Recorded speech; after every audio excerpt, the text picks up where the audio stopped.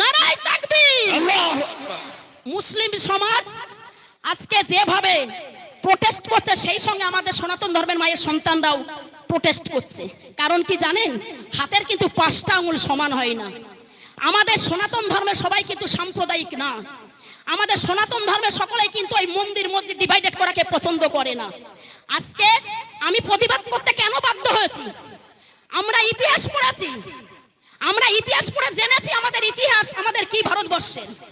আজকে যদি তোমরা মুসলিমদেরকে তোমরা অস্বীকার করো, এই ভারতবর্ষের ইতিহাস অসম্পূর্ণ থেকে যাবে। নারায়ে তাকবীর, নারায়ে তাকবীর, নারায়ে তাকবীর।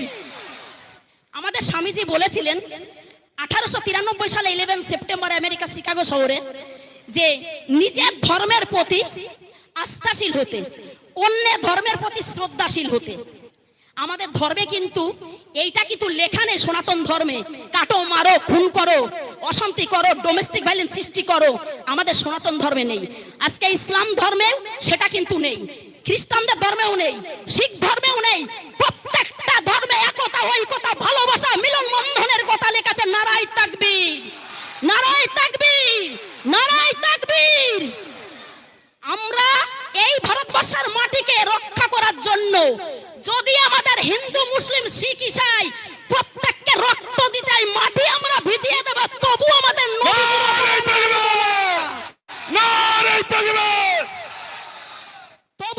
নবীজির অপমান মানব না। কারণ আমাদের বিশ্ব নবী হযরত মুহাম্মদ জি হচ্ছেন একজন শান্তির দূত, যিনি বলেছেন তোমার বাড়ির পাশে যদি কেউ যদি অনাহারে দিন কাটে, যদি তারা দুঃখে দারিদ্রতে থাকে, যদি তারা কষ্টে থাকে, তাদেরকে তোমার থেকে একটু খাবার তাদেরকে দাও। একেই বলে নবীজির আদর্শ। আমাদের নবীজি বলেছেন তোমরা সবসময়ের জন্য শান্তি সৃষ্টি করবে, অশান্তি সৃষ্টি করবে না। ইসলাম ধর্মের অর্থ মানবতা দেখায়। ইসলাম ধর্মের অর্থ ঐক্যতা হয়ে থাকে। ইসলাম ধর্মের অর্থ প্রত্যেককে একতা, ঐক্যতা হয়ে পথ চলতে শুরু করে। ইসলাম ধর্মের এটা কিন্তু অর্থ না যে মারকাট করো, লড়াই করো, অশান্তি করো। আরে রাম ভক্ত হনুমানরা, তোমাদের জোর আর বেশি দিন নেই।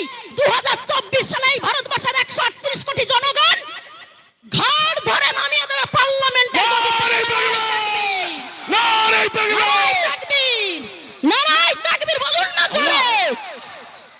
কথাই বলে আল্লাহ ছাড় দেয় কিন্তু ছেড়ে দেয় না।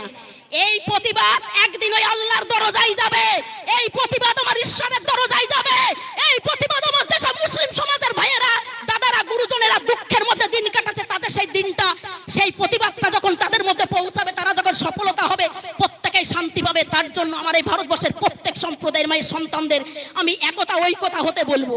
আরে তোমরা দাড়ি, টুপি, লুঙ্গি দেখলেই তোমাদের মনে হয় তারা দেশদ্রোহী। কেউ যদি রাস্তায় নামাজ আদায় করে, তাকে বলা হচ্ছে তুই ভারতকে ভালোবাসিস না, তুই দেশদ্রোহী।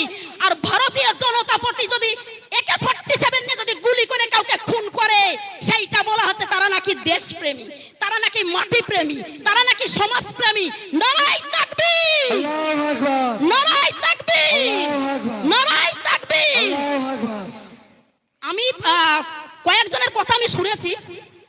কিছুদিন আগে আমি সোশ্যাল মিডিয়াতে দেখলাম কেউ কেউ প্রতিবাদ করছে। প্রথমে সে বলছে আমি একজন সাচ্চা হিন্দু, এই যে অপমান করা হয়েছে বিশ্ব নবী হযরত মুহাম্মদ সাহেবকে, তার বিরুদ্ধেই আমি প্রতিবাদ করছি। আমি নাম বলবো না, তবে আমি তাদের কাছে আমি জোরহাত করে একটাই অনুরোধ করব, আমি হিন্দু কি মুসলিম কি শিখ কি ইসাই, এটা আমার প্রথম পরিচয় না। আমার প্রথম পরিচয় আমি একজন মানুষ। তাই তো? ঠিক বলেছি তো? আরে মানুষ হয়ে যদি মানুষের পাশে না দাঁড়াতে পারি, তার থেকে আফ্রিকার জঙ্গলে পশু হয়ে জন্ম নেওয়া ভালো। তাই তো? নারায়ে তাকবীর, নারায়ে তাকবীর।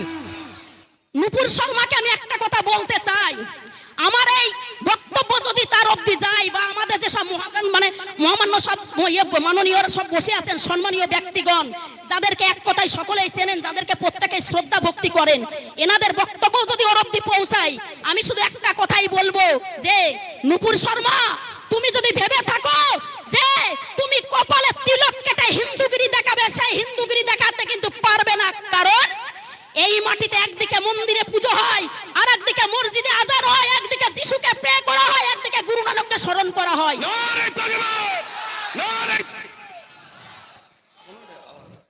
আমরা অনেকবারই দেখেছি বা এখনো কন্টিনিউ চলছে যে মুসলিমদের উপরে সত্যি এমন ভাবে মানে অসামাজিক কাজ হচ্ছে, সত্যি আমরা কখনো এটাকে আমরা ভাবতে পারিনি। আজকে আমাদের এই ভারতবর্ষের মাটিতে